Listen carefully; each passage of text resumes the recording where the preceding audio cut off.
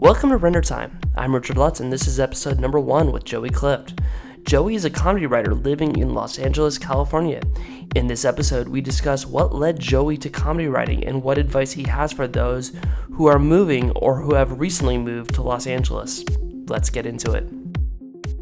What's up, guys? This is Richard with the inaugural soft launch episode of Render Time. I'm with my good buddy Joey Clift, another coug down here in Los Angeles, California. Joey. Hey, dude. Hey, everybody. So, dude, we've been friends quite a long time now. I mean, I know... Yeah, at this point, probably 10 years. Has it been that? Oh, fuck. Yeah, because we both started WSU in 2006. It's 2016, so that's so long. Do you feel old now? Yeah, you're listening to us age on this podcast. Anyways, why don't you tell our listeners, I mean, this is going to be more gotten towards post-production. However, I'm always interested in talking with people who have made the leap to Los Angeles and risked it all in some terms of how to try and make this career thing happen. So why don't you just give us your general background? Who are you? Why are you here in Los Angeles? And why are you chasing after, in your case, comedy writing? Okay, let's see. My name is Joey Clift. I'm a comedy writer. I moved to Los Angeles in 2010. Let's see. I've written for shows on Cartoon Network, for DreamWorks TV, for Sci-Fi, a bunch of other places. I'm primarily a sketch comedy writer, producer kind of guy. Mainly doing stuff kind of in the local Los Angeles comedy community at the Upright Citizens Brigade Theater, the PAC Theater, IO West, and various other acronyms that maybe mean something to you. I don't know. I mean, he also wants to work for NASA. Let's just put that out into the universe. NASA, if you're listening. Yeah, that's Richard Lutz calling out a Facebook. That's just what my career is on Facebook. Because it's something that if you're working in the industry, you'll know is you sort of go from job to job. So it's very it's you're not gonna have employer Bank of America for 5 years. You're gonna work at one place for 2 or 3 months, another place for 6 months, another place for however many months. So I just thought it'd be funny to say that my employer is NASA, but it's you'd be surprised how many people think I actually work at NASA. There have been people that I've known for more longer than you'd think, a year or two, that will Facebook me and ask what I do at NASA. Wait, that's actually happened? That's happened to me multiple times. I'm glad I was the seed of this inspiration in some way, shape, or form. Oh yeah, yeah. It's always that thing of I mean, at no point do I talk about NASA on Facebook. If I work at NASA, I never talk about my job. Maybe you work for or something in the CIA, NSA. Let's not go there. They're probably listening to this now. But that would also be, I mean, I have friends that... We're going there. Yeah. No, yeah, whatever. I have friends that, work for the federal government in, a guy that I know down here. I don't want to name names or anything, but his job is he does background checks for people who are applying for high-level CIA jobs. And, he talks about his job. And actually, maybe I shouldn't say this. You can probably easily track that. I mean, it's he doesn't go into immense detail, but it's if you talk to him, he'll say that's what he does. And it would be really weird if I worked at NASA, and in the 6 years that I've lived here, I've never brought it up to anybody. So yeah, sure, why not? I work at NASA. This is officially coming out. I work at NASA. Well, this is news to the intertubes. Yeah. Something that I've noticed about you and what you've been trying to do with comedy is even when you were at WSU, I mean, we met through Cable 8. Much respect to Cable 8. They both kind of gave us a start as a means to chase down something. I think you were a little bit more bullish on Cable 8 and the opportunities that it Yeah, sorry, I thought I heard a plane coming by. Anyways. No, just a motorcycle. No, just a motorcycle. We're recording this podcast on a motorcycle racetrack. Yes. Everybody duck. Ah. Anyways, I think you were a little bit more bullish on Cable 8, but let's go back even further. How did you discover comedy and comedy writing? I mean, you discovered it like what, junior high, doing stuff for a TV production class? Okay, so how I discovered comedy would probably just be let's see, how to get into this. I was just kind of that kid that would always kind of make wisecracks in class when I was growing up, and I remember like I was the type of person that like I I would skip school a lot, and I would use that time like basically when I would be home doing nothing, or even like on weekends. I was sort of like an awkward kid that like didn't have like a whole lot of friends, so I would record Family Guy and The Simpsons and just watch them over and over and over again when I was home. So like it would literally just be like the new Simpsons episode, watch it on Sunday, probably watch it 5 times a day for the next week. And I think that through that, and then just seeing people like Conan O'Brien's late night show, I really, I guess that like I grew to really appreciate, I guess like alt or kind of outsider comedy where it's like, it's very clear that it's coming from an underdog. Like Conan O'Brien's whole thing was like, this show could get canceled at any minute. I'm pretty sure nobody's listening to this show. Just sort of that, if that makes sense. Just like comedy from like the guy who's punching from underneath. And when I was in high school, I originally wanted to be like a video game programmer because I was a really big gamer growing up. And like I took one programming class and realized that I was not good at it, so I immediately quit. And then I sort of kind of dicked around a little. Wait, can we swear on this? I don't give a shit. Oh, okay, great. So I dicked around a little bit. So I dicked around a little bit. Like I was like, oh, okay. Like I guess making people laugh is fun. So maybe being an actor is the thing to do. So I took the pinnacle of acting, which was a high school drama class, and I was also like, yeah, this is also hard. I don't want to do this. And then while I was doing that, my high school had a thing called TV3, which was sort of its own kind of public access TV station, and similar to Cable 8, but like kind of a smaller scale and less watched by people. But something that they did have is a morning announcements that basically like most of the classes on the campus in the junior high and in the high school at the end of second period would turn on the TV and like everybody in the school would watch it. And it was just like, 5-minute news program, a kid doing the weather, a kid doing like sports, like, where the high school team and the junior high team is going to play. Like lunch specials, sort of like everything that you could picture being a stereotypical morning announcements. And I remember watching that when I was a sophomore, and as kind of pessimistic high school kids do, everybody kind of noted about how it wasn't very good. And that's just, say what you will about the actual quality of it. Just high schoolers kind of hate everything. So it was sort of one of those. And I remember while I was complaining to while somebody was complaining to me about that, I was thinking like, oh, I could probably do better than that.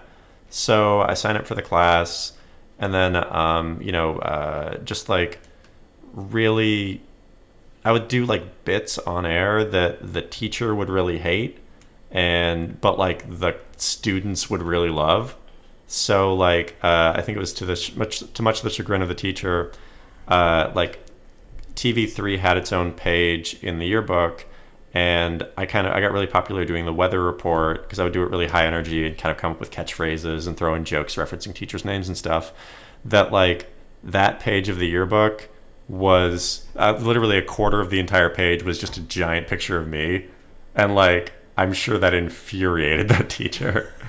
But like, so that sort of taught me like, oh, okay, so like I like making people laugh, so maybe being like a local news weatherman would be the thing to do.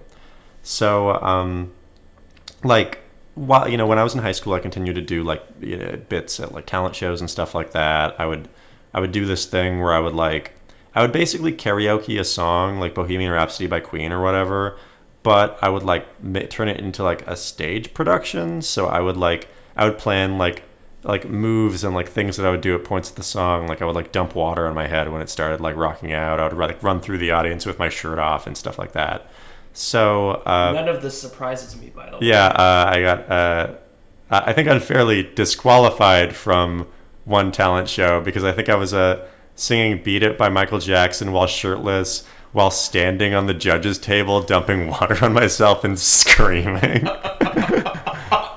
And oh my God. yeah, and this is when I was like 16. So why did you not get suspended for that? I mean, I don't know. Like, what are they going to suspend me for? Like, there were no rules saying I couldn't do it, but and I think that probably sums up my comedy career. Is like, there's no rules saying I can't do this. But so I graduated from high school, went to community college, got really involved in like a local radio station. Continued to just like, dabble in stand-up for a little bit. Thought I wanted to be a rapper, so I would write raps all the time and recorded 3 rap albums with a horrible rap metal band called Manrantula. And then I went to Washington State University because I heard that there was a really good kind of broadcast news program, sort of with the eye on the prize for me being to be like a local news weatherman. And If you're listening in the Seattle area, Jeff Renner is probably the best example I can think of. Yeah, Jeff Renner, Steve Poole, like kind of the weatherman in news. They're famous for being one of the few people on the news team that gets to kind of have their personality. Like the anchors have to be very neutral. The sports guy can have it a little bit, but the weather guy gets to sort of be themselves.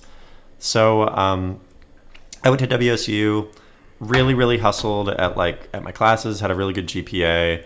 My final broadcast 465, our final kind of broadcast news class, we actually did the news for the town, and we were required to do 8 news packages, and I did 16. And I got to the point that our teacher, Glenn Johnson, specifically requested that I do less news packages. Like, I've got a sheet of paper in the other room. We're recording this in my apartment. He basically said, like, kid, you got an A already.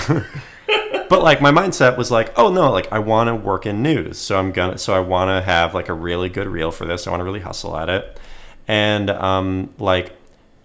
after I graduated, I had, like, a really good tape. And I was starting to talk to a lot of, like, local news people from, like, Post Falls, Idaho and stuff like that were interested in potentially giving me interviews and giving me a shot. But like while I was doing all that new stuff, I was very involved in Cable 8. I was like, and I wasn't necessarily doing it thinking that comedy was what I wanted to do. It was more like, oh, like hosting all of these shows or like writing for these shows will come in handy when I'm a local news weatherman.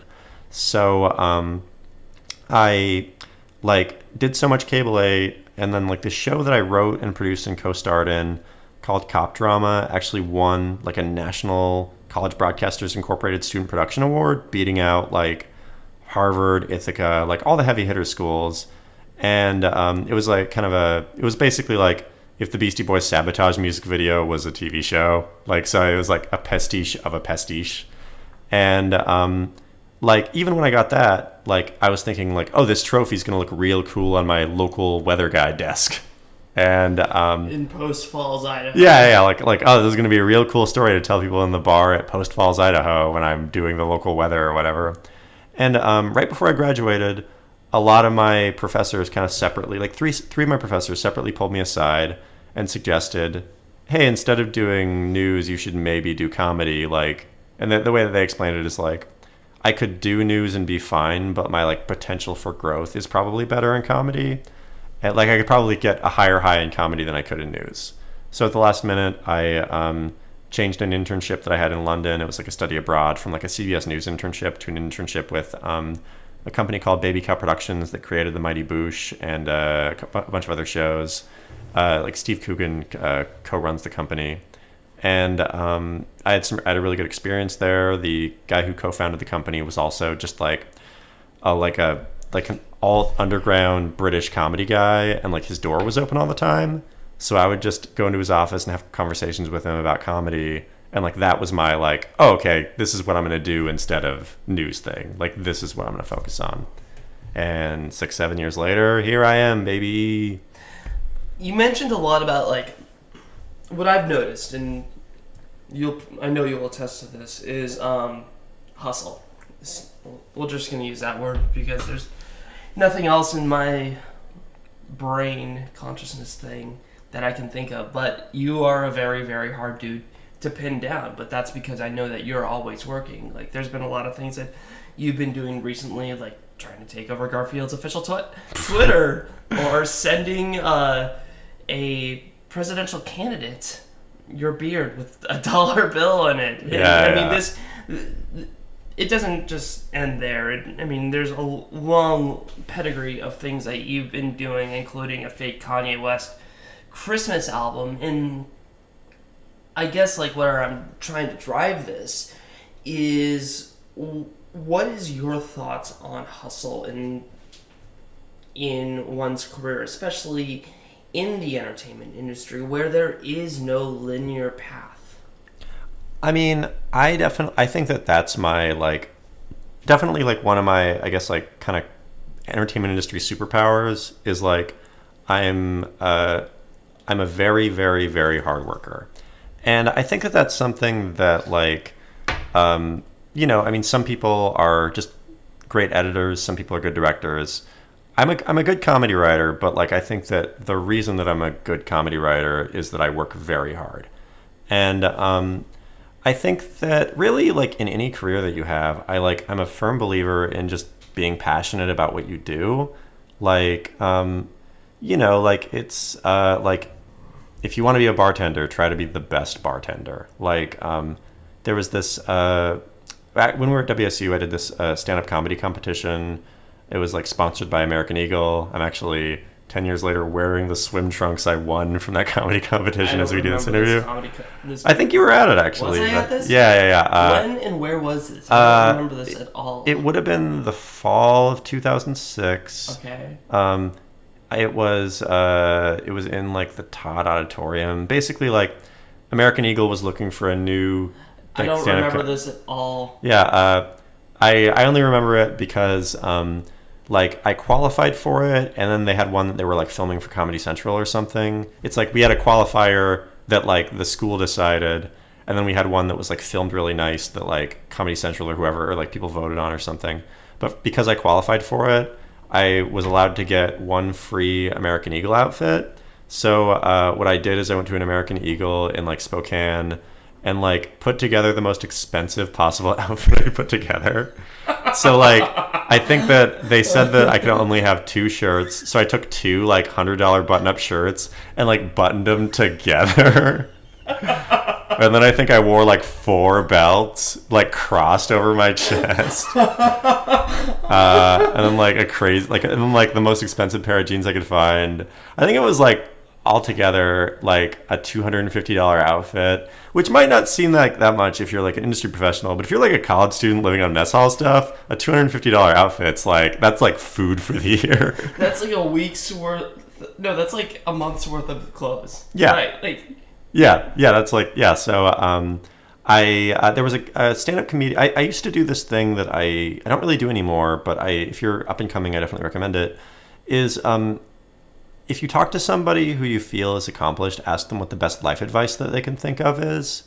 And I did this to anybody from crazy religious guys screaming at people on the sidewalk to former presidents of the university to I think one of Martin Luther King's son I did Mahatma Gandhi's grandson. And there was a stand-up comedian named Jasper Reed that when I asked him that during that competition, just hanging out backstage, the advice that he gave me is if you're going to be a monkey, be a gorilla. And I definitely attest to that. It's if you're going to do something, do it. If you're going to move to Los Angeles to try to be a comedy writer, you're not going to accomplish that by sitting in your apartment, getting high and playing Titanfall while talking about how you should write for SNL. You're going to get it by getting really involved in the comedy community, being on 4 sketch groups at once, really spending 5 years every week doing something to tighten up your 5-minute SNL character audition so that when you get that opportunity, you're like solid for it. Like, like writing pilots, like nobody, like no agent or manager is going to meet with you based on you having an idea. Like ideas is something that my friend Steven Perlstein, who I do a lot of stuff with, the Kanye West thing. We host a podcast together called You Should Love Wrestling. Should I love wrestling? Yeah, you should love wrestling. Yeah, done. That was a plug. Like something that he always talks about is I lost my track of thought. If you're gonna be a monkey, be a gorilla. Steven Perlstein. We were talking about hustle. Oh yeah. So like, I forgot what I said. Maybe I just wanted to throw a Steven Perlstein plug in there. I think that something that Steven Perlstein often says is that like ideas are free. Ideas cost nothing, but like delivery on that idea is what is worth it. Like there's a like at this moment online, you might have seen it. Those of you listening at home might have seen it. Somebody wrote like a spec script of Seinfeld that took place during 9/11.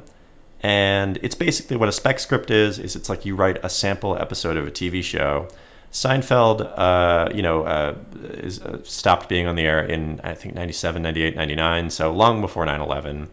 And there's just definitely something like buzzy about that concept of like, oh, what would those characters do during 9/11? And so this person wrote this script, posted it online. A lot of articles are being written about it. It was on the front page of Reddit, I think, yesterday. And like, this person is going to get work off of this. They're going to get meetings. They're probably going to get agents, managers if they don't have them already. And they wouldn't get that if they were just hanging out with their friends and they said, oh, that would be really funny if somebody did a Seinfeld episode during 9/11 and then did nothing. I actually want to see that episode. Like, because, I both of us grew up in a time where, I remember 9/11. It was a very, very scary time to grow up in. And hey, can we play some really dramatic music while you talk about it? Are you saying the Seinfeld slot bass doesn't count? Yeah, please go back and as you talk about 9/11, play the Seinfeld, just like some Seinfeld. Oh my undertrack. God! No, it's just like I don't see 9/11 and Seinfeld existing in the same universe, which is a very interesting thing to think about. Yeah, it's like that's a script that. Fuck, I want to read that one, but but you've really I love your attitude on hustle, and it's making me like want to go back and start hustling even more, and just it's great to have and I agree with you, Joey. It's great to have these ideas, but I don't care unless it's shipped. I'd rather see something shipped than perfect, and I'm not trying to say that things that should be just slapped together. Craft is important. Yeah. I'll be the first one to stand up for craft. However, if you're laboring over details that in many ways are irrelevant and it's preventing it from getting out the door to have other people's eyeballs on it, then you're wasting your time and energy. Well, yeah, like there's I think that what you're going for as somebody like making things, you're not necessarily aiming to make the perfect film, the perfect script, the perfect video or whatever. I think that all that you're aiming for is delivery on concept. And what that to me is okay, I want to see an episode of Seinfeld that takes place during 9/11. Is this the best episode of Seinfeld ever? Probably not, but is it an episode of Seinfeld that takes place during 9/11? Yes. Great. Like, my friends and I, we made a complete album parody of Kanye West's Yeezus, where instead of him thinking he's Jesus, he thinks he's Santa Claus. We worked very hard on it. It took, a couple months to put together. A lot of really great people helped out with it. Carl Tart, current writer for Mad TV, did an amazing Kanye West impersonation for it.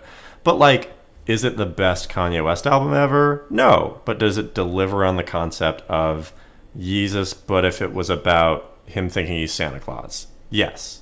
In an alternative universe, Donald Trump is elected and Kanye West is Christmas, or is Santa. Yeah, I mean, maybe that'd be fun. I don't know. We'll find out in November, folks. Yeah, when Kanye West becomes Santa Claus. That'd be kind of cool if Kanye West just showed up to people's houses on like, I mean, he would have to put some time in, like. Yeah, he would. Yeah, it would probably be like a month of just like going door to door and handing people gifts. I think he's here. He's here. Yeah. What are your advice to those people coming to LA? First bit of advice: go home. There's no jobs for you here. Why? Because they're gonna take your job? Yeah, don't take my comedy writing jobs. I need those. Yeah, go away. New York's a good place. Yeah, New York, Chicago, just not here. Atlanta's booming. Yeah. I mean, I don't know. Go to Canada. Vancouver and Toronto, you mean? Yeah, sure. But outside of go away. Get off my lawn. Yeah, get off my lawn. Outside of that advice, the advice that I've got is the first thing that you're going to want to do is get a job. That doesn't have to be a job in the industry. It doesn't have to be a grade assistant job, or if you want to be a writer, a writer's assistant job. It just has to be something that allows you to pay your bills while either allowing you networking opportunities or allowing you the time to get networking opportunities. Something that I think that a lot of my friends stress about still, like, and something that, and a lot of my friends that have been here even longer than I have, is like, oh, okay, like, I need to pay my rent, but I'm not getting a job as like a writer on a TV show or whatever. Like, then start driving for Uber. Like, Uber, you have to like pay your rent. Like, you have to keep your head above water. It's like, I know that if you're moving here with a bachelor's and you're worried about getting a job at like a Starbucks or something like that, like, bite the bullet. Yeah, I know PhD students who have jobs at Starbucks because they also want to be screenwriters. I mean, I have a master's in advertising and I'm working at a visual effects company, and I'm not trying to dog on that job at all. I mean, come on, man, give us that dirt. Name your bosses. Tell us which one's your least favorite. We're not gonna go there. I actually really like my job. I mean, good answer.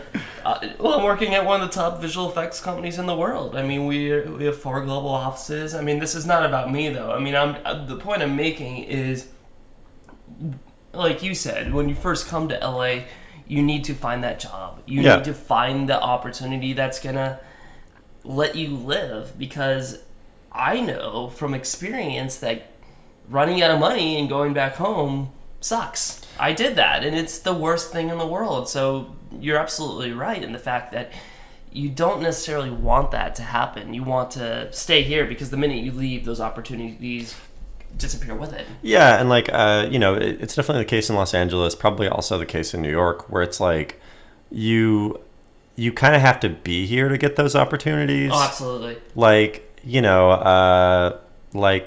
Because so much of Los Angeles, things in Los Angeles tend to happen quickly. Like, I've gotten jobs where it's like, I get a call at 10 in the morning from a number that I don't recognize. I answer it. It's somebody I don't know, saying that they got my resume or saw my writing samples on like something.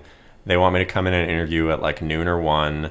I do, and then by 4 or 5, I find out if I got the job, and it starts like the next day or 2 days later or whatever. I've been in that position before. Like the last reality show I worked on before actually working at the mill was, I got a phone call at 6 p.m.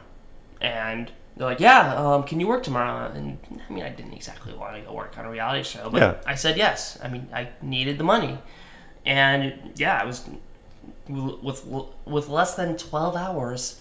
I was on a reality show for the next 3 weeks. Yeah. That's the nature of the business. If you don't find those opportunities right after moving down here, you'll find them. You just got to put yourself in a position to be ready to pivot. Well, yeah. I think that's something that I think freaks people out because like we're so used to like job stability or 2 like a years desire for at that. a company, going to another company for Yeah. 4, 5 in another, 1 at another. Yeah, like it's still like I feel like my parents and grandparents are, and I've been in Los Angeles for 6 years, are just to the point where when I say like, oh yeah, I'm looking for work, that like they don't think it's a bad thing. Like I feel like when I used to tell friends and family that like, oh yeah, like I just finished up a job, like sending out emails for other options or whatever. Like it used to be like this somber, like, oh, are you okay, man? And like that's just how the entertainment industry goes. And it's like you make a bunch of money really quick and then you save it for a couple months or a couple weeks or a couple days and you get another job and then you have that for 6 months and then I was talking about it up top at the start of the podcast in my very fun NASA name bit about you just kind of go from job to job and like eventually you'll hit a point where you're going to be at a place for like a year or two or you get longer contracts, but especially when you're just starting, like it could be a day, it could be a week, it could be 3 weeks. Yeah, like and just to go back to what I was saying, like just get a job that allows you to sustain yourself, but don't become complacent in that job. I think that there are a lot of people that I've known that have moved here where they'll move to Los Angeles, get a job like at a movie theater or something, and they'll think to themselves like, oh, I work at a movie theater, so it's like I'm like working in the entertainment industry, and like they won't write, they won't audition for things, they won't like take classes or whatever, they won't like apply for other jobs, and then after a year they move home because like they just didn't do anything. Yeah. And I think this is all really good advice. But you're going to delete this episode. And that was fun. Yeah. No, what advice do you have for the kid who's been here for, let's say, 7 or 8 months, maybe almost a year, and he has that job and he's bouncing around from PA gigs, or maybe it's she is bouncing around for PA gigs. Thanks for being gender inclusive. Oh yeah, come on, it's 2016. Oh yeah, we're Political correctness, everybody. Stepping bravely into 1995 and being gender inclusive. Exactly. Hey man, it took Mega Man 30 years to have a female robot villain. It's fine. That's news to me. Yeah. I don't even know who Mega Man is, but that's besides the point. Yeah. The point I'm wondering is, what do you say to that kid who's been here for a little less or more than a year, and he's or she is looking for that next thing to do and that next adventure? Do they take classes? How do they move up this insane ladder that makes no sense that we call Hollywood in the entertainment business? What is that next step for them? I mean, I think that it's really tough to give specific advice for something like that because it's like everybody's path is sort of different. Well, then let's just talk in generalities. Like, what? There's somebody named Richard Lutz who works at them. No, let's not make it about me. Let's make it about that kid who's graduating from WSU right now and who might be listening to this. I mean, kid who literally just graduated almost 3 months ago, who's seriously on the fence thinking about this, because I know both you and me were in that position thinking about coming down here. And it wasn't an easy decision to make, especially for me. I mean, you know my phone calls. Oh, yeah. I stressed about this shit. Lutz, he would call me I don't know if I can do it! Yeah, I don't know! every couple of days with that conversation. And like I had that conversation with people too before I moved down here. But, okay, so kid who's been here for 7-8 months, so is his job industry related, or is he working at like a Burger King, or what's he doing? Let's play both options. Let's say the option where it's kids in the business. He's like maybe working a basic PA job. He's been on the show for a few months. It looks like the show is going to be going on for a while. Let's just play that situation out. Okay, so I guess that actually I have specific advice for that kid.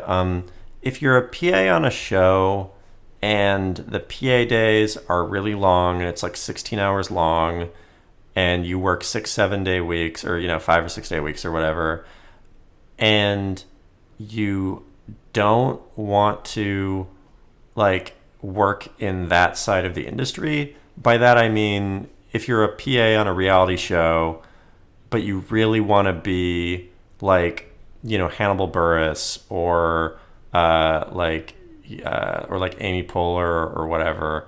Ari Gold. Then or if you want to be like Ari Gold, then like I would be very careful about getting stuck in that PA gig. Like I know a lot of people that they'll get a job that's sort of tangentially related to what they want to do, but like it won't allow them the time to do the thing that they want to do. So like if you're a PA and you're working on a reality show for 16 hours a day, like for 5 or 6 days a week, that's like time that you can't spend writing or doing stand-up or taking acting classes or auditioning for things or whatever. If that is the side of the industry that you want to do, if you want to like, if it's a reality TV show and you want to edit for reality TV, or you want to write for reality TV or be a producer for reality TV or casting or whatever, then then stick it out and don't necessarily be annoying about what you want to do, but there's going to be a point where the producer that you're PAing with and you have worked with them for 8 hours, like helping them with some random shoot, where they're going to like ask you what you want to do and have an answer. If the answer is editing, then and you build a rapport with them, then maybe like when that season ends, you can sort of ask them if there are like post PA gigs. That way you can sort of move laterally or diagonally to like the thing that you want to do there, or like casting PA gigs or whatever. But if reality isn't what you want to do, it's good to work a PA job for a certain amount of time just to get sort of your industry training of how to act on set, and just like to kind of get your starstruckness shaken out of you. Like once you see when you see your first celebrity or two, you'll freak out, but like you want to get to the point where when you're on a professional set and you're an actor or whatever, that you're cool. And I know I echo these things too. I mean, I didn't do much PAing down here in Los Angeles. Most of my PA training came from working on the commercial side in Seattle, and we never really had that big of celebrities. I think the biggest we had was Jean Reno cool. on a Bentley commercial that was a train wreck. Great. King Griffey Jr. wouldn't just randomly walk on set. You'd be like, get out of here, Griffey. If it weren't Griffey, it'd be Buhner or Macklemore. Yeah, Griffey, Buhner, Macklemore, maybe Steve Poole if it's a local commercial. Or Pearl Jam. Yeah, just all of Pearl Jam. If all of Pearl Jam shows up, I'm handing Eddie Vedder a guitar. I will find a guitar and say, Eddie, I mean, you're not being a good PA in that case. Your job's to shoo Pearl Jam off the set and tell them, sorry guys, we got to film this Audi commercial. Hey, shoot! Yeah, just hey. Get off my lawn. Hey, I'm going to count to 10, just like your album. Oh my God. Yeah. But I agree with Wait, why don't you make like a Mookie Blaylock, which was your original band name, and hit the chords, Pearl Jam. Oh my God. Yeah, if you're a PA and you've got good Pearl Jam singers, and you want a job as a writer, send me an email. Or find us on Twitter. Yeah. Wait, is this where we're going to like halfway through the no, I'll say that for the end. That way they don't just drop everything and stop listening. Or hashtag Pearl Jam joked. Remember that for later. Yeah. Wait, will you promise me that if anybody tweets at you Pearl Jam jokes, you'll read them during your next episode? Oh, I'll forward them to you, and if we do a follow-up episode, oh, great. Happen. Yeah. But no, I absolutely agree with you in the notion that as a PA, like you need to be professional on set. Like there is no exception to professionalism, and that doesn't matter what business this is. This business is very different from other businesses, and I'll be the first one to say that. There is a lot of politics that goes into this, but as a production assistant, you need to be seen and not heard, and that's a really, really hard thing to learn. I've made that mistake before myself, but it's one of those things that you learn when you learn over time.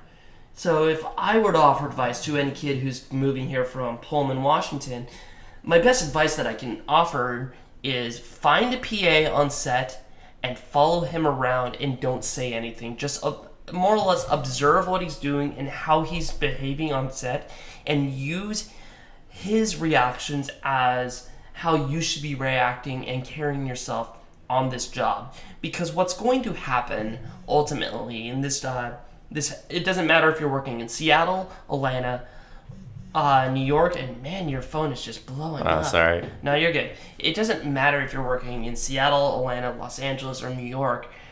The people that you meet on this job are going to, most likely, if you do a decent job and you don't completely fuck up, which sometimes happens, the people that you meet are going to carry into your next job, and your next job, and your next job, and it's just a perpetual cycle, and that's how you move up. It is different working in studio environments and working a staff job, but for the vast majority of people, if they're down here doing their thing, it's based off of not what you know, but who you know, and it's a cliche, but it's so true.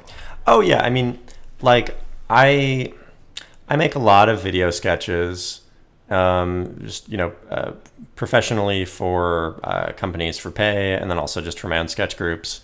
And I've never posted a casting notice. It's always just like, oh, who do I know? Who am I friends with that I know would be really good in this part? And like part of that's just like I'm really involved in the comedy community here, so I know a lot of actors that are that are good. They're not just like my roommate or whatever.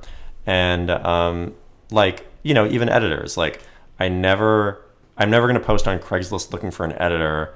I'm just going to I'll ask one of my friends who's an editor if there's like me. Yeah. I'll ask one of my friends who's an editor if they know a good comedy editor. It's just work on that.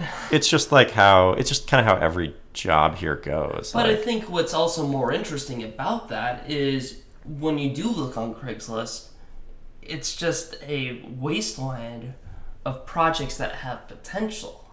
Yeah. I mean, I'm much more interested in using my network as a means to create opportunities for myself as opposed to looking at job boards. I think looking at job boards is in many ways a waste of time and energy.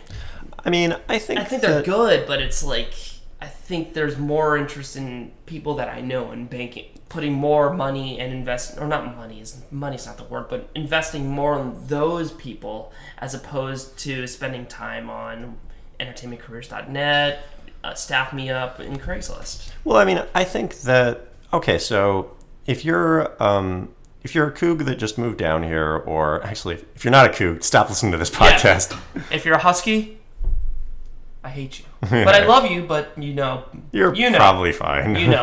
It's the rivalry. If you're a husky, we will fight you. Come Apple.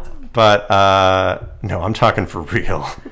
You mean like News Fight in Anchorman? No, that's a movie. I'm talking a real fight. Ooh. Okay, so what were we talking about? So if you're a kook that just moved down here, or if you're somebody that like maybe you've been here a year and you just finished a job and like that hasn't carried over into your next job, like I think that Entertainment Careers, Staff Me Up, and Craigslist are worthwhile to apply for jobs at. I've never actually gotten a job through any of those sites. Every job that I've gotten has been through some personal recommendation, be it the showrunner being somebody who I'm friends with who's like, you're great, come write for this show. Or somebody being like, my friend is a producer at this thing and they need a good writer and I thought of you, so here's their email them if you want. Yeah. And I've gotten interviews through kind of the job boards, but it's like, I think that it's useful to do that just because it feels like you're being active. I would agree with that. And I mean, when I first lived in LA and before I ran out of money, I applied for this, I can't remember what it was, but it was at E. Yeah. And I think the only reason I got that was because I just left E and I was an intern there for 3 months, and that's how I got the job. Yeah. Or I didn't get the job, but I got to the interview. That's the only reason I got to the interview. Yeah.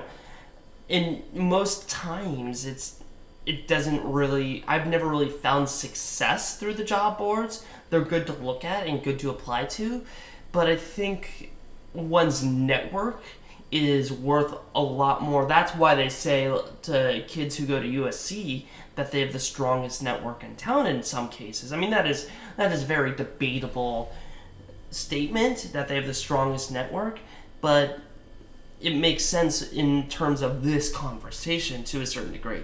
Well, yeah, something that a piece of advice that I often give to people that just move here is like so much of the jobs that you're going to get here and the opportunities that you're going to get are going to be from people that you know. And when you first move here, unless you're related to a producer or an actor or something, you're probably not going to know very many people. So don't be afraid to hit up your alumni connections. Like, you know, if you have a teacher that was sort of in charge of the program at your college, email them and ask if they know anybody that is in Los Angeles working in the entertainment industry. Or just like, you know, just keep your ear open. Like if you hear of like a writer that you like or something like, or like a producer that you like or an editor or whatever that like went to your school, try to get coffee with them. And, you know, like what I would do is like, I would email people and then just ask like, is it cool if I like get coffee with you for like 15 minutes and pick your brain? Or is it cool if I like get lunch with you and, you know, offer to buy the coffee? They'll probably see that you're poor and a recent graduate and buy it for you, which is always nice. But, like I've gotten, like that's how I got my first interviews and first jobs. It's like, I just made it a point to get coffee or lunch with like 2 or 3 people a week when I first moved here. And some of those were people that I went to college with that moved here that were like, you know, barely a year above me. And then other people were like friends of their friends, or like bigger gets where it's like, oh, you're somebody who's been here for 10 years and you write for this TV show. But like maybe if I'm nice, you'll, you know, I reached out to you blankly through your website or whatever. And I would also suggest that don't ask. I mean, chances are you may not get a job from these people, which is fine. I mean, that's completely fine. And I would say that it's like if you're expecting a job from somebody, that could happen.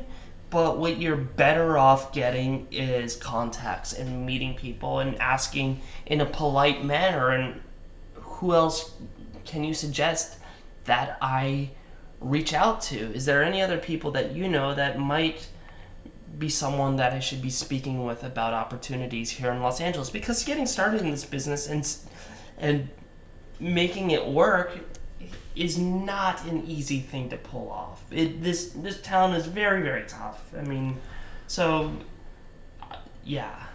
Well, I think that if you are like if you have like a lunch or coffee scheduled with somebody, like basically, like, I feel like something that's more important than getting a job from somebody that you're getting coffee with. Because, like, if you meet with a guy writing for the James Corden show or something like that, like, he's not going to give you a job as a writer. You just graduated from college. He or she probably had to, like, just grind it out in the comedy community for a decade before getting that job. And, like, they're not going to give that to, like, a new graduate unless you, like... You better have something cool to offer. Yeah. And that's like maybe one college student a year of all the college students has that. Like Megan Amram would be a good example of like, she had, you know, 500,000 Twitter followers by the time she graduated. But which is impressive, but that just shows hustle and and focus. I mean, that's for most of us, even in the business, and especially recent graduates, if you have 500,000 followers, like, you're doing something right, and the advice that we're offering does not apply. So if that's you, stop listening. Hey, if that's you, hire me. Me too. Yeah, because you're not. Don't hire me now if you're unemployed. But if you're the showrunner of a show in 2 years, keep me. Let's talk. Yeah, but if you meet with somebody, if you get coffee with somebody, your first question shouldn't be, can you get me a job? You should ask them about like how they got their start, like, you know, any sort of advice that they have. And then if it feels like the conversation's going well, what I would always do is like, oh yeah, and like, you know, if you hear of anybody that needs any assistance or anything like that, definitely keep me in mind. In some cases, they're probably going to say like, oh yeah, sure, whatever, kid, and they'll forget that they said that. In other cases, they'll say like, oh yeah, sure, totally, yeah, can you email me your resume? And then you'll email them your resume, and maybe they'll keep you in mind. In other cases, they'll like really go to bat for you. And like, yeah, I don't know. I mean, that's how I got like a lot of my first job interviews, is like meeting with somebody, having coffee with them, talking to them for like an hour about just like entertainment industry tips. At the end of the conversation, letting them know I'm looking for work very politely and non-desperately. Them offering to send my resume around to places, or just keeping me in mind if they hear of something. And then 3 weeks later, they do hear of something and they keep me in mind. And I think that's the best advice if you're coming to LA now.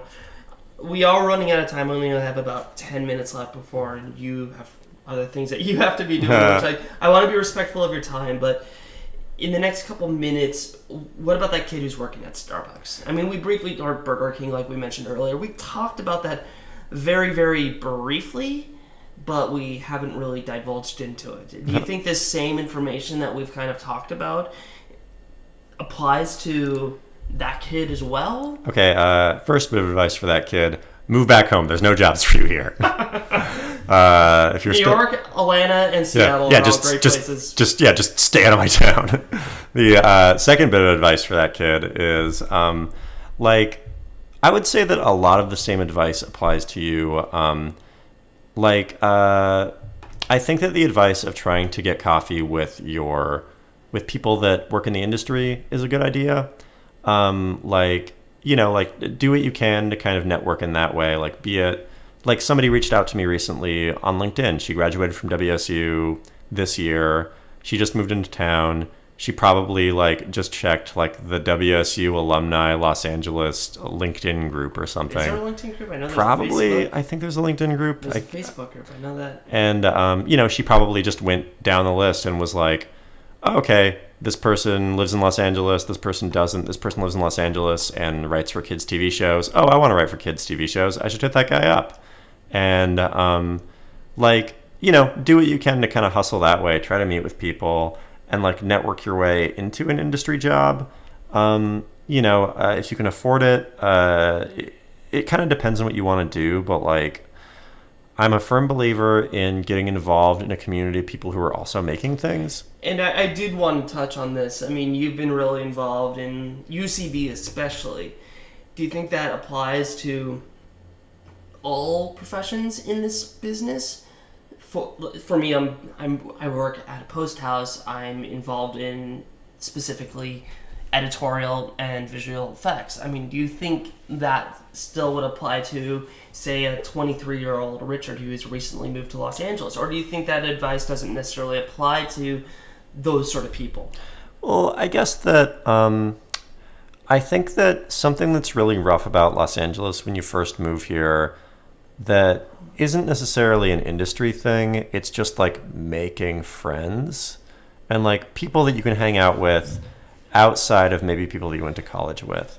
I think that something that UCB and the Pack Theater or the Groundlings, wherever, something that you can definitely get from there is you can meet a group of people who are probably around your same age, probably around your same interests, and they're all motivated enough to spend $400 to $500 on a class to do a thing. I feel personally for me, I think that the vast majority of my friends in Los Angeles have come from people that I've met in the comedy community, people that I've done shows with, people that I've just met at UCB team meetings or something like that, and or house team meetings or whatever. And I think that if you want to be an editor, dude at UCB who is making a video sketch is going to need an editor. If you want to be a cinematographer, somebody at UCB would love to have a cinematographer for their thing. And it's just sort of a way that if you didn't go to a UCLA or some other major networking kind of place like that, SCU or whatever, UCB is it's a good film school for people who didn't go to film school from the networking side of it. And to clarify, we're not hating on UCLA, SC, NYU. Oh, I fucking am. I am so hard. Oh, when it comes to football season and Cougs, it's like that's I'm just being a jerk. When it comes to football, the gloves come off, but that's the exception to the rule. I have much respect for the people that do go to SC, UCLA, or those programs, and I absolutely agree with Joey here that those UCB is a viable path. So I want to, like I said before, I want to be sensitive of your time. I mean, we're fine. We can go another couple minutes. So you've suggested that UCB is an option. Is there any other things that you would suggest to kids who have recently moved down here? Okay, so all that I really know is the comedy community, so I can really only speak on that. There's something called Channel 101. It's a monthly film festival created by a guy named Dan Harmon, who created the show Community, as well as Rick and Morty, which is currently on Adult Swim. And that's a community of people who make basically short films every month, and they always need random PAs who will work for free. They always need like, you know, a guy to edit their show or a guy to shoot it or whatever. I made a Star Wars intro. Yeah, like Richard made Star Wars intro for a show that I wrote and produced with a good friend, and like working on a Channel 101 show might not pay you, but like all of those guys making Channel 101 shows write for Rick and Morty or like produce for Nickelodeon shows or whatever. Or they're PAs. Yeah, or they're like PAs. I remember I was talking with Charles Wolford. At the time, he was the chief production officer at Fallon, which is a ad agency in Minneapolis. You've seen their work. If you've seen an Arby's ad, we have the meats. That's Fallon. I exclusively watch Arby's ads. Well, there you go. What he said to me, which was kind of interesting, is those kids who start out as PAs are going to be the next Spielbergs. They're going to be the next... I feel really bad right now. Who wrote The Newsroom? Sorkin. Yeah. Sorkin. Yeah. They're going to be the next Aaron Sorkins. They're going to be the next power players of this industry. And I think it's about taking those at-bats and swinging, even if you miss. Because one of the biggest things that we learned through WSU, and what most kids learn in film school, is fail. Yeah, like be okay with failure. Yeah, and I'll be completely honest with you. This is a concept that I struggle with. I mean, in many ways, I'm not taking the risks and the liberties to allow myself to be okay with failure. And even with the Dart, when we were working on this web series we worked on years ago, I still have to get you the clips. This is why you're here. Give me these clips, right? No, it's like we did some really weird edits, but they were also incredibly funny. And it's like, I know if we kept continuing down that pathway, shit would have gotten weirder and more entertaining at the same time. Well, yeah, like, be okay to try things and, like, expect them to don't expect them to go perfectly. Like, perfect example, like, I wrote three television half-hour comedy pilots within the past, like, couple months, and I sent all of them to my manager, like, last week, like, his first time seeing pretty much all of them, with the attitude that one or two of these is going to suck, but, like, one is probably going to be good. And but that's good after several revisions. There's a nugget in there that might be working. Yeah, it's not going to get off the bat. But what I'm talking about with that is, like, it's like creating a massive content, and, like, maybe one of them that I wrote that, like, was, like, maybe a strikeout instead of a home run. Like, maybe there's stuff that I learned in that. Maybe there's, like, a type of joke that I learned that I like to write, or, like, you know, just, like, do a lot of stuff and you learn what you like or don't like to do. And, like, especially as a creative, that's how you learn your style. Like, I mean, I don't know, like, I do a lot of random social media bits that Lutz talked about, like a Garfield thing. I took over Garfield's. Basically, there was like the official Garfield Twitter account was trying to do like a Q&A session with Garfield, and I realized that their Twitter account wasn't verified, so I changed my Twitter handle to Garfield Official and answered all the questions before they could. And that's not something that I did with any expectation. I did that just because 2 months ago, I noticed that the Garfield Twitter account wasn't verified, so I thought it'd be really funny to like change my handle to Garfield Official, and every once in a while post Garfield facts. And is this your Garfield shirt? It is now. I'm wearing an orange shirt. Yeah, like so now I'm officially Garfield. But so like I did that just for fun, and like while I was doing that, like it didn't front page Reddit or anything, but like it got write-ups in like the AV Club, the Daily Dot, Twitter made an official moment, and now like it's like that plus the Ted Cruz thing where I shaved my beard and sent it off to Ted Cruz, which once again did with no expectations. I just wanted to shave my beard and posted on Facebook, hey, I'm going to shave my beard. If anybody wants me to mail you my beard, let me know and I'll do it. Just because I thought that was a funny Facebook post. One of my friends was like, you should mail it to Ted Cruz. And I was like, yeah, that's very funny.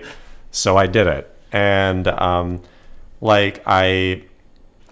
noticed that people were making those fake Facebook events for like a Limp Bizkit concert in like a gas station parking lot, or like Papa Roach in front of an AutoZone. So I tried to think of like what was just for fun, no expectations. It could have gone nowhere, but like I created a Facebook event that was like Smash Mouth doing a concert in like a supermarket dumpster, and it blew up. It got like 10,000 people that like said they were going or interested or whatever.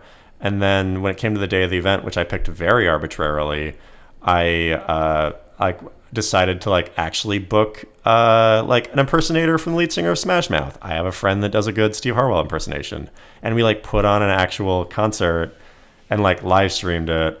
And then I took a picture of like a dozen random people I didn't know showed up to it, which was real weird. And so I took a group picture with them. And then I posted that picture on Reddit under the funny thing, with like the caption being like, I advertised a fake Smash Mouth concert and the real lead singer showed up. And like it made it on the front page of Reddit before they realized that I was a fraud. And this man in his mid-20s who looks nothing like Steve Harwell was not the real Steve Harwell. Somewhere Steve Harwell was like, I should have gone to that dumpster. I mean, I honestly sent his like agent an email to try to get him.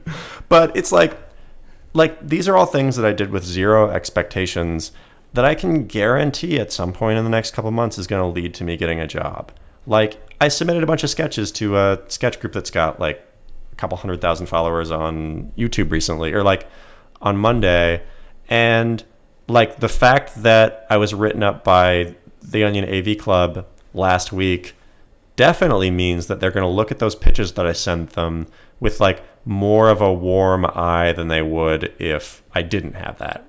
And it's the same with like, if you're making a documentary, if you want to get a job at like SportsCenter, are they more likely to hire you? You're at SportsCenter, editing sports clips. Are they more likely to hire you? Vice might be a better example. Or like Vice would be a better example. Like, are they more likely to hire you if you just have a good reel and a good resume? Or are they more likely to hire you if you have a good reel, a good resume, and you released a like a short form documentary that has 1 million views because it's about a hot button issue or whatever? Like, they're definitely going to hire the second guy because it's like, oh, he's got a proven success in dramatic things or comedy things or whatever. So I guess like, in addition to all the other advice I've given, just like make stuff. Work. Yeah. Make stuff. Like do stuff. Like, and that doesn't have to be like, don't spend 5 years on a feature if you're new. Like, make short things and post them online. And like, even if it doesn't blow up, like the guy who's the production coordinator at the show that you're PAing on might look at it and say like, oh, that's really funny. Oh, that's really good. Oh, that was a really cool thing that you made. And then like a year later, when he's looking for, a camera assistant, he might be like, oh, you shot a really good thing. Do you want to be the camera assistant for this? And he's not going to do that if you're like just a PA, Things lead to things is what you're basically saying. Yeah. I'd say that's sort of, I feel like we rambled a little bit, but that's sort of the thesis, is just like work leads to work. Even if it's you taking over a Garfield Twitter account because you're bored, like. Which is the true story of what happened, right? Oh yeah. I just got bored and did it with no I did it. First, I just did it because I thought it would be funny, and then I saw that the Q&A was coming up, and it was like, oh, this could be funny and also annoying for them. And it probably was. Success was yours. Anyways, Yeah, any other questions or things you want to I cover? want to loop back to this thing you said earlier about best life advice. What is the best life advice that you've received?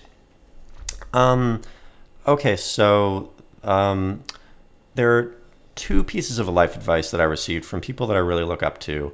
One is from a guy named Glenn Terrell. He was the president of Washington State University during during the Civil Rights era, and he's considered to be one of the best presidents WSU ever had. He passed away recently, probably within the past couple of years, but while I was at WSU, I found out that he was still alive, and he's the type of guy that like half of the campus is named after him. He's definitely like a figure there, but I found out that he was still alive. I sent him a letter through the current president's office, and they, they thought it was weird, but they mailed it along. A couple months later, I got a call from him, and he must have been in his 90s at this point, but he had like an hour-long conversation with me about just like advice, and he was just excited that like a student wanted to talk to him.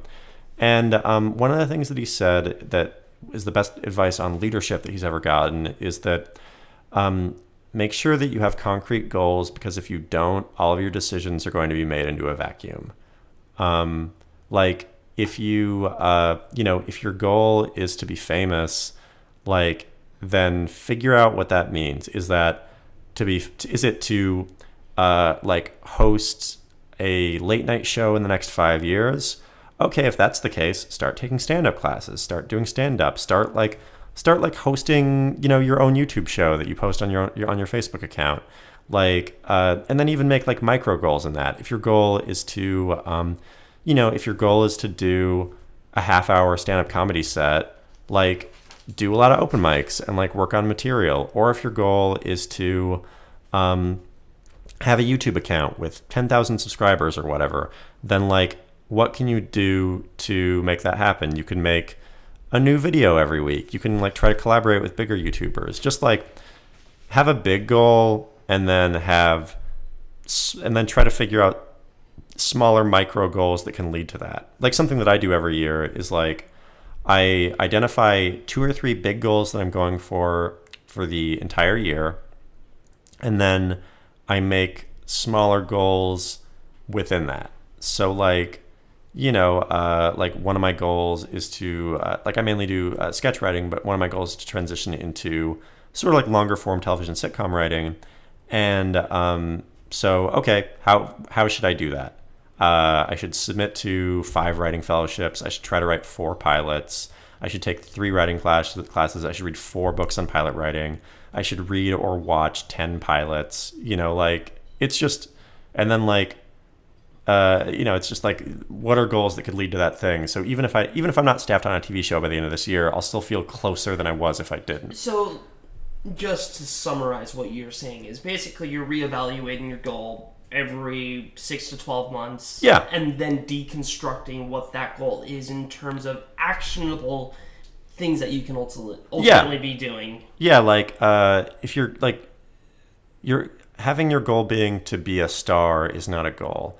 Having your goal being to make a video that you are heavily featured in, that you wrote, that has 1 million views on YouTube or Facebook, that's a goal. And I'm going to follow up on that whole being famous shouldn't be a goal in terms of coming down here. For far too many people, fame is a product of the work. And I don't know if we will achieve that in our lifetimes. However, we work towards that, if that I will definitely be posthumously famous. After I die, I'm going to be huge. He's going to be huge on the Wikipedia. Yeah. And then you said you had one more piece of... Well, but I guess going back on that, I think it's having actionable goals. And like fame, jobs, like money, those you can definitely have those as goals, but those are products of being good and being nice and being hardworking. They're not like, you can't audition to be you don't get a role on a TV show because you want to be famous. You get a role on a TV show because you're really good and exactly what they're looking for. So like, your goal shouldn't be to be famous. It should be good and then that'll lead to being famous or rich or employed or whatever. Don't the Blues Scholars have a song about this? Be good at something. Yeah.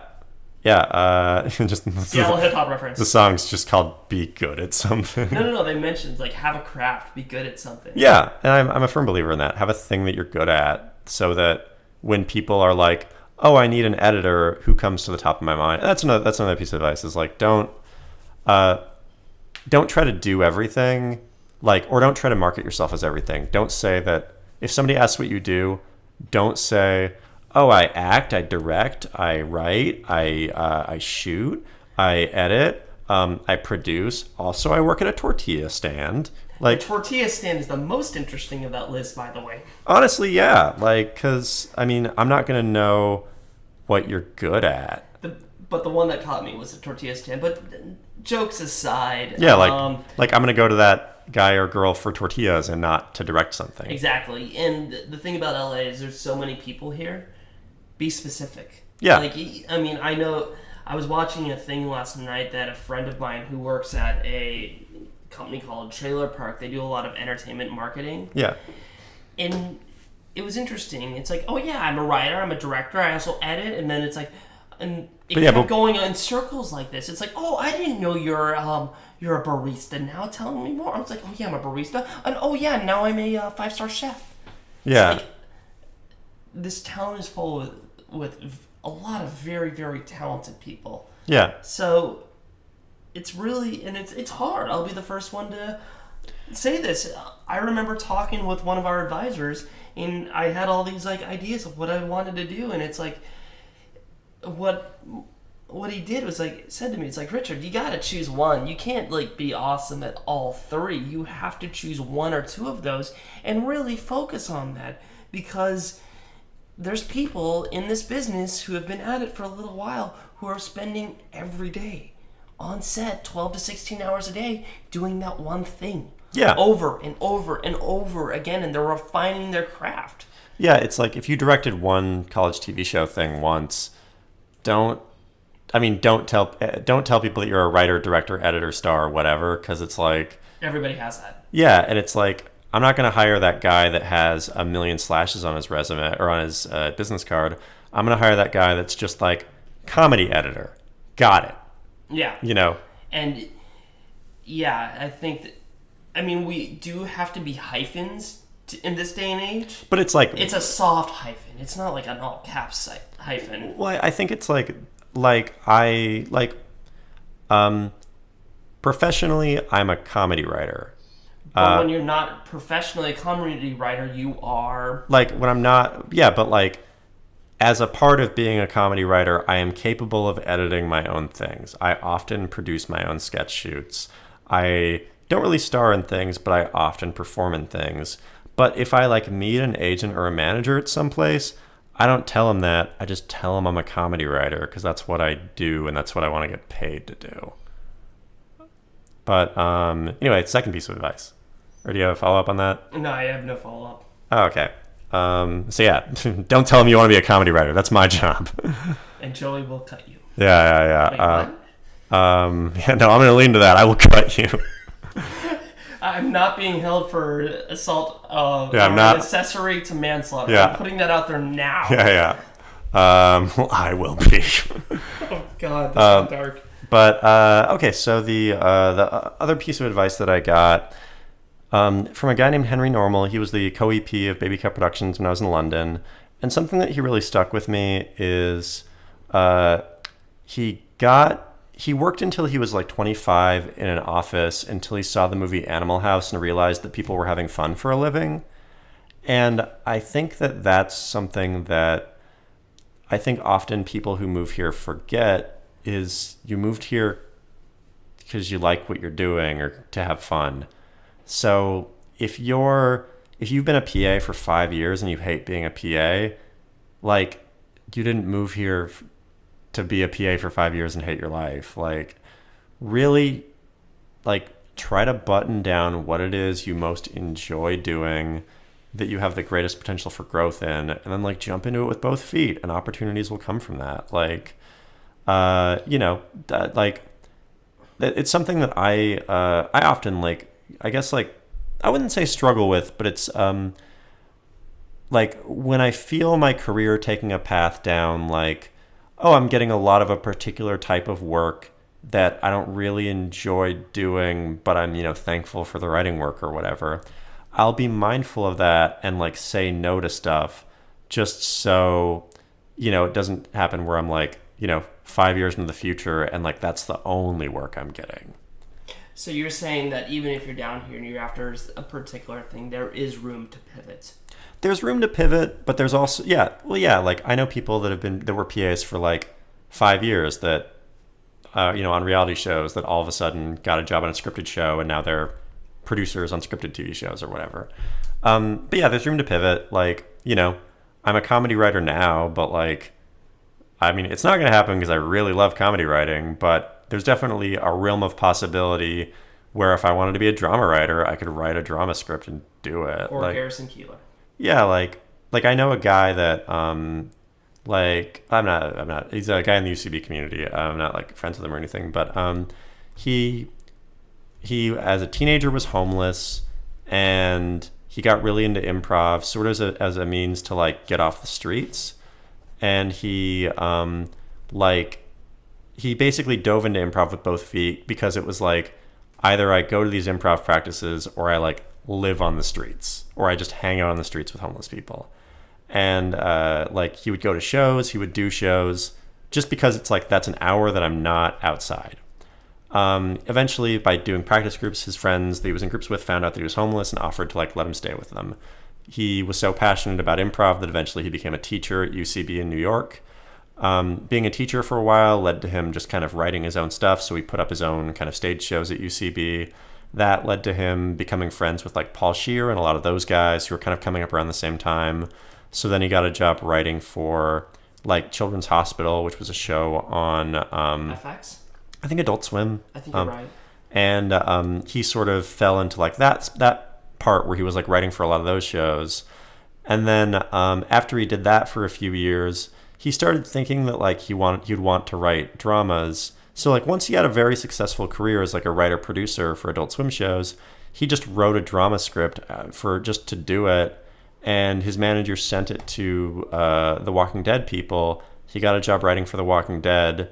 He's been doing that for the past few years, and now he's like one of the main supervising producer / writers on the Walking Dead.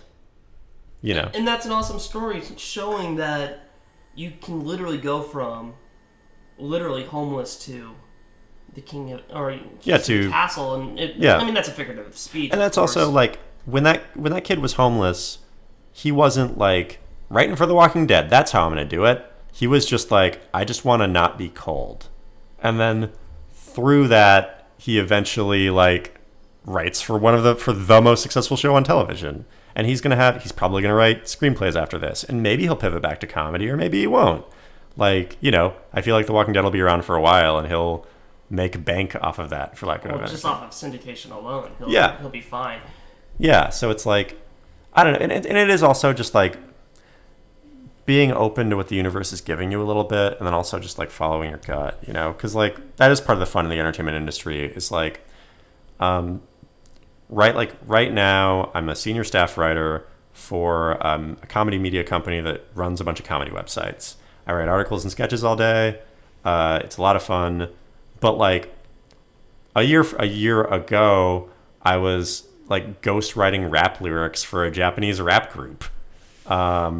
A year from now, or like 3 months ago, I was writing for a DreamWorks kids TV show and like writing bits for Shrek and Donkey to do. Mm-hmm. I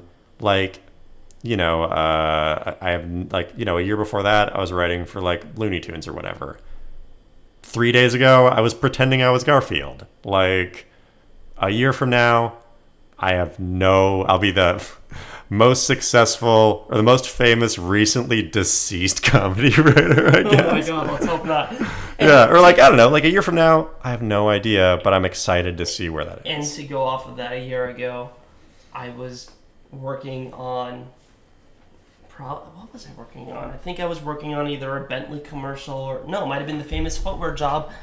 debating on whether I was going to stay in Seattle or move to Los Angeles, and here I am today hosting a podcast with one of my good friends, Joey Clift, and working at one of the best visual effects companies in the world, which you've seen their work.